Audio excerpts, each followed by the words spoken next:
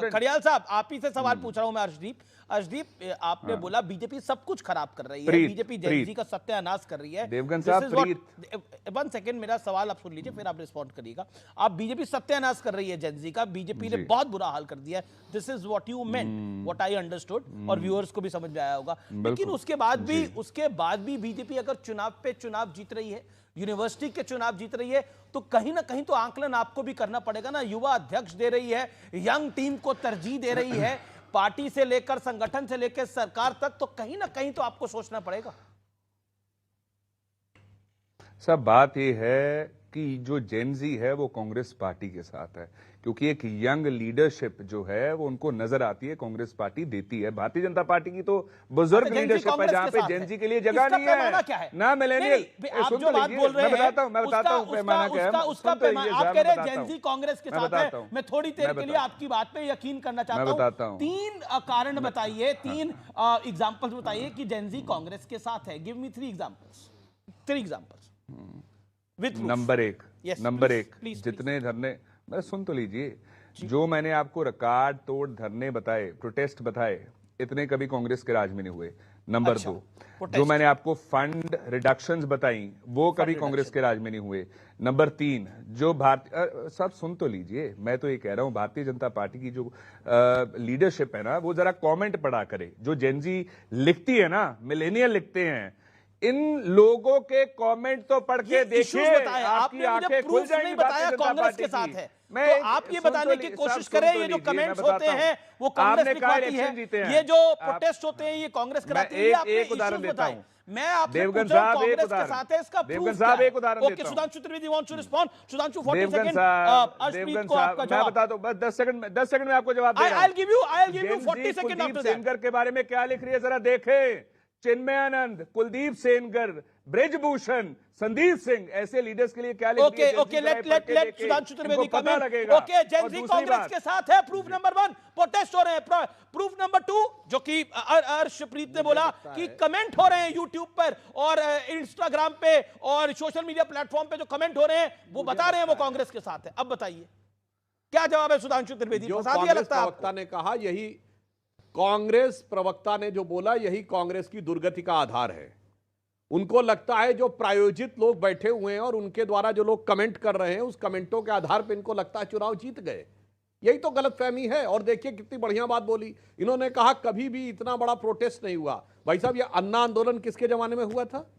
आइए, भारत के इतिहास का सबसे बड़ा आंदोलन, श्री राम जन्मभूमि आंदोलन, उतना बड़ा आंदोलन तो कभी भारत छोड़ो आंदोलन में नहीं था। बीबीसी ने कहा। ये सुनिए, लोकनायक जयप्रकाश का आंदोलन, क्या बात कर रहे हैं, गोरक्षा आंदोलन, कितना बड़ा किसान का आंदोलन, जिसमें चौधरी चरण सिंह, चौधरी देवीलाल सब भूल गए। यूथ प्रोटेस्ट ही था, राम मंदिर का आंदोलन यूथ प्रोटेस्ट था। इसीलिए मैं कहना चाहता हूं, सुधांशु इनका कहना है वो यूथ प्रोटेस्ट थे, राम मंदिर आंदोलन यूथ प्रोटेस्ट नहीं था, आंदोलन यूथ प्रोटेस्ट नहीं था। Sudhanshu reply quick, 10 second, then Arshpreet जी।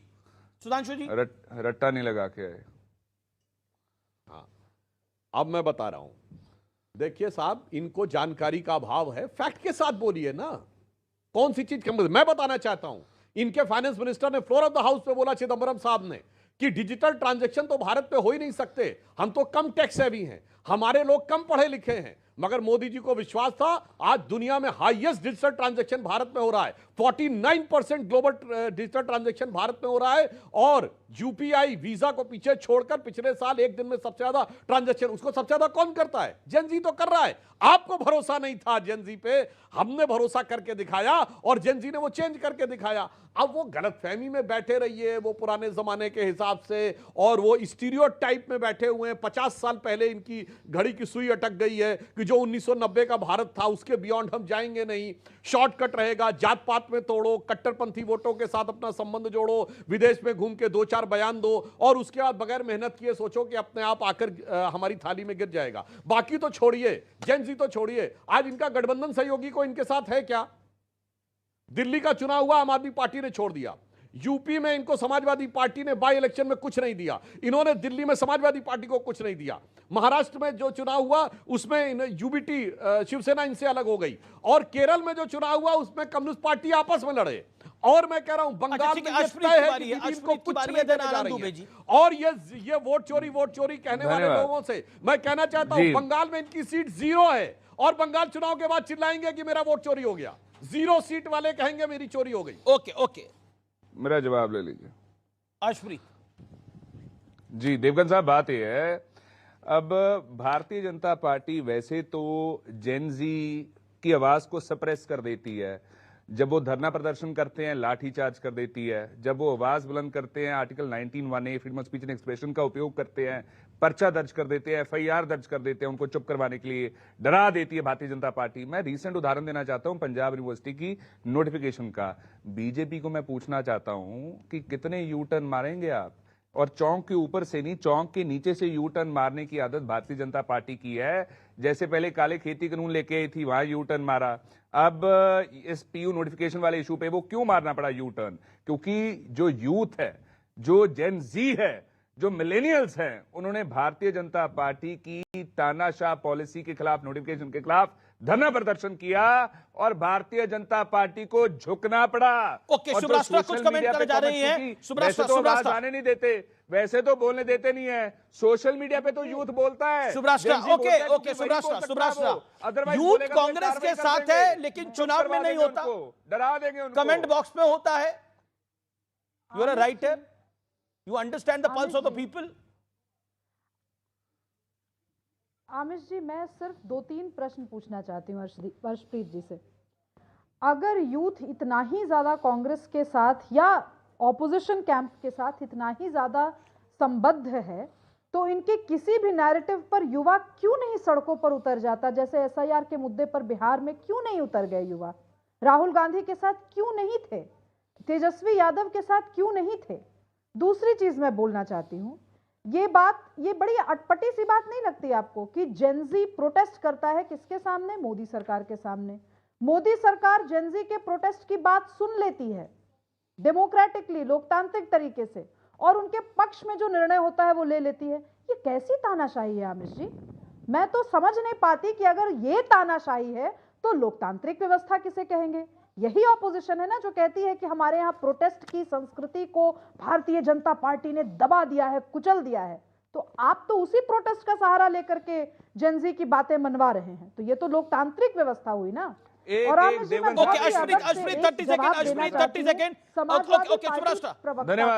कुछ कहना चाहते हैं, then Anand Dubey.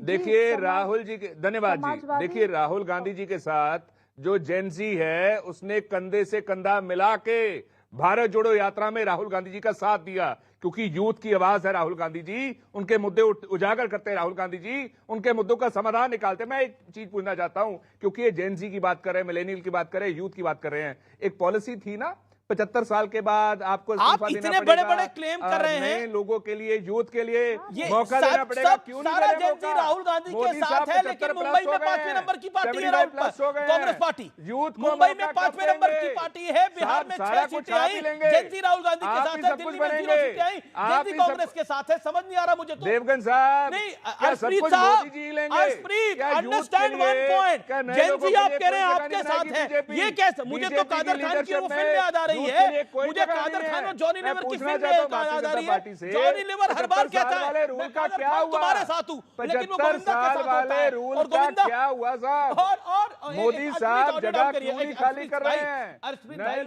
I have all the regard for you and I have some sympathy also. Sympathy why? और क्यों सिंपैथी का एक कारण है।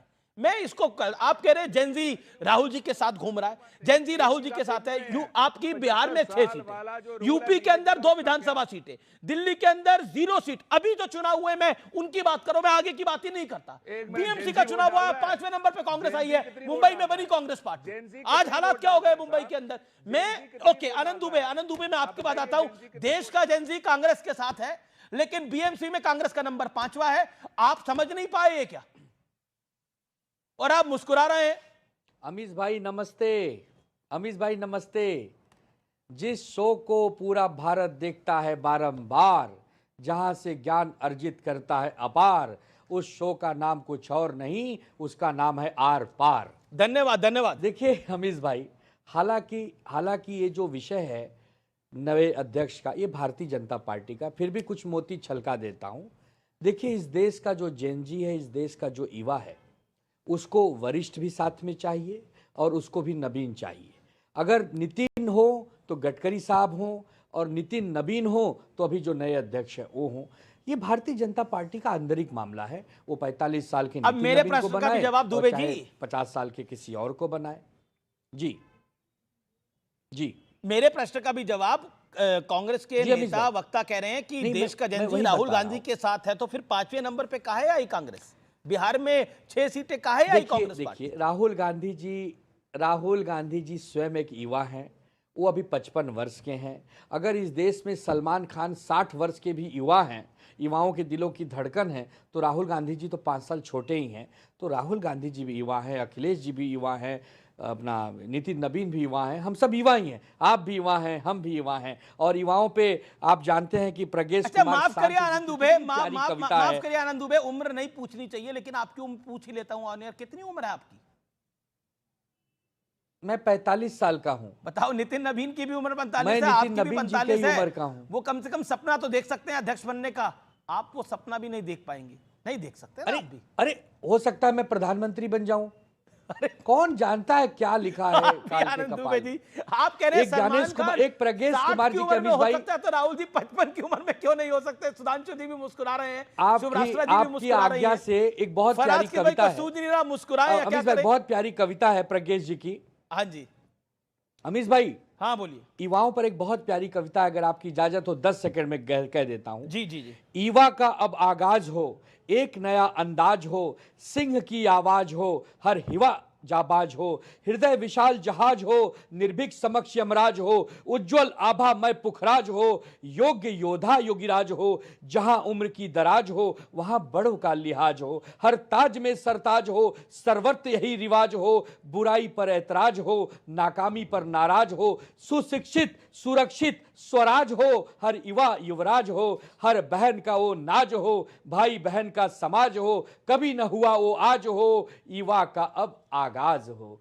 ये देश युवाओं का है। स्वामी विवेकानंद जी को देखता है। 7 के हैं, राहुल जी 55 के हैं, भगत सिंह। ये तो नई परिभाषा ही गढ़ गए हैं भाई साहब। देखिए, एक तो मैं, इन्होंने युवाओं के ऊपर कविता सुनाई, तो मैं भी बता देना चाहता हूं आनंद दुबे जी, हमारा युवा कैसा है कि नित करने को बलिदान जवानी जागा करती है, युग करने को निर्माण जवानी जागा करती है। जब देश के ऊपर विपदाओं के बादल छाते हैं, नित नई चुनौती लेकर के जब दुश्मन आते हैं, तब करके शरसंधान जवानी जागा करती है, और नित करने को बलिदान जवानी जागा करती है। और आगे की पंक्ति पे ध्यान दीजिएगा, जब गजनी के आक्रमणों का आतंक समाया हो, जब सोमनाथ के मंदिर ने सम्मान लुटाया हो, तब बन करके चौहान जवानी जागा करती है, युग करने को निर्माण जवानी जागा करती है, नित करने को बलिदान जवानी जागा करती जी। देश का सबसे अमीश जी, आज देश का सबसे बड़ा शो है, प्राइम टाइम का सबसे ज्यादा देखे जाने वाला कार्यक्रम है आनंद दुबे। ये सलमान खान के 60 साल की बात करके मेरे साथ भी मुंबई से एक मेहमान जुड़ने वाले हैं, लेकिन वो ना 60 के हैं ना 55 के हैं, वो आपको बचपन से जानते हैं। मैं उनको भी स्टूडियोज में बुलाऊंगा। Anand Dubey, make your point, 20 seconds. 5 second. Bharatiya Janata party युवाओं से इतना प्यार करती है कि कांग्रेस के युवा को उड़ा ले गई जतिन प्रसाद, ज्योतिरादित्य सिंधिया, नवीन जिंदल, एकनाथ शिंदे ले गए मिलिंद देवरा। ये दूसरे को भी युवाओं को अपना बनाती, तो कितना बड़ा सागर है। ये कहती है युवा कहीं का भी हो मेरे पास आओ, युवा बन जाओ। तो ये युवाओं को कितना प्यार करती है, कितना महान समझती है, ये भी हमने देखा है, ये भी हमने सुना है। लेकिन खैर, ये इनके अंदरूनी मामला है। नितिन नवीन जी को हम बधाई देंगे कि आप अच्छा काम करिए, आप पार्टियां मत तोड़िए। लेकिन ये जो कांग्रेस पार्टी कह रही है, इसका जवाब आपने नहीं दिया। इसका जवाब आपने नहीं दिया। फिर मैं नए गेस्ट को एक लेकर आऊंगा जो हमारे स्टूडियो में कुछ ही मिनट में आपको दिखाई देंगे। एक बड़ा सरप्राइज है व्यूअर्स के लिए। मैं आपसे पूछता हूं, इस पर आपने कुछ नहीं बोला जो कांग्रेस कह रही है कि देश का जेनजी कांग्रेस के साथ है। अगर जेनजी कांग्रेस के साथ है तो 5वें नंबर में बीएमसी पे क्यों आई है कांग्रेस पार्टी? देश का जेनजी धीरे धीरे कांग्रेस को सीख रहा है, पढ़ रहा है। अभी जेन जी की उम्र 18 साल, 20 साल, 22 साल है। जब वो इतिहास समझेगी, कैसे आजादी दिलाई गई, कैसे इंदिरा जी ने काम किया, कैसे नेहरू जी ने काम किया, कैसे राजीव गांधी, जब समझेगी तो देगी। अभी तो जेन जी जो है प्रेजेंट देख रही है, वो पैदा हुई तब से मोदी जी को देख रही है, तो मोदी जी के साथ है। जब पुराना इतिहास समझेगी, उनके साथ हो जाएगी। फिलहाल जेन जी हमारी शिवसेना के साथ भी है। आदित्य ठाकरे जी एक खुद युवा नेता है, लोगों के लिए बीच में काम करते हैं। म्युनिसिपल महानगर पालिका की शिक्षा के स्तर को नितेश राणे तो हंस अंतर्राष्ट्रीय के स्तर कुछ का कुछ बोल बनाया, रहे हैं, रोजगार उसकी देने तस्वीर के भी लिए दिखाइए। लड़ाई लड़ी। नितेश राणे तो हंस के कुछ भी बोल रहे हैं। Man of the movement right now with me Amit Satam, अध्यक्ष बीजेपी मुंबई के मेरे साथ खास तौर पर स्टूडियोज में है। कमाल कर दिया आप लोगों ने। और आज नितिन नवीन अध्यक्ष हो गए हैं भारतीय जनता पार्टी के। देश का जेनजी, मुंबई का जेनजी किसके साथ है? पिछले 11 वर्षों में जिस प्रकार से प्रधानमंत्री नरेंद्र मोदी जी ने stand up India, startup India, नए नए जो इनोवेशंस लाकर जो हमारे युवकों को एंटरप्रेन्योर, उद्योजक बनाने के लिए जो पॉलिसीज लाई है, सबसे ज्यादा स्टार्टअप्स आज रजिस्टर हो गए हिंदुस्तान की सरकार के पास। उसकी वजह से जो पूरा जेनजी है, जो पूरा युवा जो है, वो भारतीय जनता पार्टी और नरेंद्र मोदी जी का फैन बन चुका है कि इतनी सारी अपॉर्चुनिटीज पर इतने कांग्रेस कम कह रही है समय कि में। जेनजी हमारे साथ है। नहीं, जो हर हर हर हर चुनाव में या हर राज्य के चुनाव में जितने वोट उन्हें मिल रहे हैं या जितनी सीटें उन्हें मिल रही है, इस पर से तो ये दिखाई नहीं दे रहा है। और अभी हाल ही में बीएमसी का भी चुनाव हुआ है, उसमें उनको महज सिर्फ 24 सीटें मिली है। और उसमें से भी जो मुंबई का भी जेनजी है वो किसके साथ में है, ये इससे भी स्पष्ट हुआ है। जी, वो तो आनंद दुबे कह रहे हैं कि आदित्य ठाकरे के साथ है वहां का जेनजी। इसमें तो ऐसा है कि पिछले 11 वर्षों में हमारे मुख्यमंत्री देवेंद्र जी ने जिस प्रकार से महाराष्ट्र को नंबर 1 बनाने का काम किया है, मुंबई में जो इंफ्रास्ट्रक्चर रेवोल्यूशन उन्होंने लाया है, पूरा मुंबई शहर का जेनजी जो है वो बीजेपी के साथ में है, महायुति के साथ में है। ओके। आनंद दुबे कांग्रेस को तो समझेगा जेनजी, लेकिन ठाकरे ब्रदर्स तो साथ है, लेकिन तब भी नहीं समझ पाया जेनजी। देखिए ऐसा है अमीश भाई, इस विकट परिस्थिति में सारे प्रयोग, दल बल, छल कपट सब करने के बाद भी भारतीय जनता पार्टी हमको 65 के नीचे नहीं ले जा पाई। मतलब सोचिए ना कितनी ताकत हमारी जमीन पर होगी। हमारा शिवसैनिक 24 घंटे पब्लिक के बीच में रहता है। हमारे यहाँ एक नियम है 80% समाज सेवा, 20% राजनीति। 24/7 365 डेज जनता के बीच में रहने वाली शिवसेना को आप कमजोर कर सकते हो, समाप्त नहीं। हम धुरंधर हैं, हम घायल हैं, इसीलिए घातक हैं। फिर आएंगे, शून्य से शिखर तक जाएंगे। अरे हार क्या जीत क्या? अटल जी ने कहा था ना क्या हार में क्या जीत में। ऐसा सिर्फ आप ही लोग कहते हो, दूसरा कोई कह नहीं रहा है। मुंबई की जनता ये कह नहीं रही है। पहले मुंबई के कॉर्पोरेशन में आपके 100 से ज्यादा नगर सेवक चुन के आते थे, फिर वो आंकड़ा 90 पे आया, पिछले चुनाव में 84 पे आया, और अभी इस चुनाव में आप 65 पे आए हो। इसका मतलब मुंबईकरों ने और मुंबई के खास करके मराठी आदमी ने आप लोगों को पूरी तरह से नकारा है। आपने पिछले 25 वर्षों में जो मुंबई में देश का सबसे बड़ा भ्रष्टाचार किया है, 3 लाख करोड़ का भ्रष्टाचार आपने किया है। इसकी वजह से आप लोग दोनों भाई साथ में आने के बाद भी ये खबर आ रही है कि शिवसेना उबाटा चाहती है बीजेपी का मेयर बने। ये क्या खेल है? अभी उनका तो मेयर बन नहीं सकता, और इसीलिए कुछ ना कुछ फेक नैरेटिव इन्होंने पर ये आज तक किया ही है। में झगड़ा लगवा रहे लग रहा है। नहीं, ये तो आज तक इन्होंने किया ही है काम है ना, फेक नैरेटिव फैलाना। लोकसभा के चुनाव में भी नहीं, संजय राउत तो ऐसा है कि हम जब भी पुलिस स्टेशन जाते हैं तो एक नॉन कॉग्निजेबल होता है, वैसे महाराष्ट्र की राजनीति के non cognizable item Sanjay Raut है। तो वो जो भी कहते हैं उसकी तरफ ज्यादा उसकी तरफ ध्यान देने की आवश्यकता नहीं है। आप कहते हैं संजय राउत पे ध्यान देने की आवश्यकता नहीं। नॉन कॉग्निजेबल आइटम है, नॉन कॉग्निजेबल आइटम है आपके संजय राउत। आइटम है, आप कह रहे हैं उनको संजय राउत आइटम है, नॉन कॉग्निजेबल। अमीश भाई, ये भारतीय जनता पार्टी का चाल चरित्र चेहरा होगा, ये उनका संस्कार होगा। किसी भी व्यक्ति के लिए बात करने का हमारा नहीं। संजय राउत हम तो देवेंद्र जी के आगे आदरणीय कहते हैं, मोदी जी के आगे हम एक यशस्वी प्रधानमंत्री कहते हैं। हमारी राजनीतिक विचारधाराओं की लड़ाई है, व्यक्तिगत नहीं है। हमें मुंबई की जनता ने जनादेश दिया है विपक्ष में बैठने का, हम विपक्ष में बैठेंगे, जनता की सेवा करेंगे, विपक्ष में बैठ के समर्थन तो आप इनके मेयर को दे रहे हैं, मुद्दे रखेंगे। हम कैसे दे सकते हैं? पिछले 11 वर्षों में मोदी जी के और देवेंद्र जी के काम से हैं, ये भी अभी इतने प्रभावित हो चुके हैं, मिला है, ये तारीफ लिख रहे हैं, बीजेपी हमारी भी तारीफ करने लगे हैं। ओके, मेरे साथ सुधांशु त्रिवेदी हैं, BJP member of parliament. Amit सातम को आप कुछ कहना चाहते हैं? सुधांशु जी, बीजेपी के मुंबई प्रेसिडेंट है, पहली बार बीजेपी का मेयर बनने जा रहा है वहां पर। एनीथिंग यू वांट टू से टू हिम? देखिए, मैं इनको बहुत बहुत बधाई देना चाहता हूं। सही बात है, मुंबई में, जो कि भारत की आर्थिक राजधानी नहीं है, इस समय विश्व की बड़ी अर्थव्यवस्थाओं में सबसे तेजी से बढ़ती हुई अर्थव्यवस्था की आर्थिक राजधानी है, जो भारत के सांस्कृतिक गौरव और हिंदुत्व का केंद्र है। वहां पर इनके कार्यकाल में आज यह स्थिति बनी कि भारतीय जनता पार्टी का पहली बार मेयर बनने जा रहा है।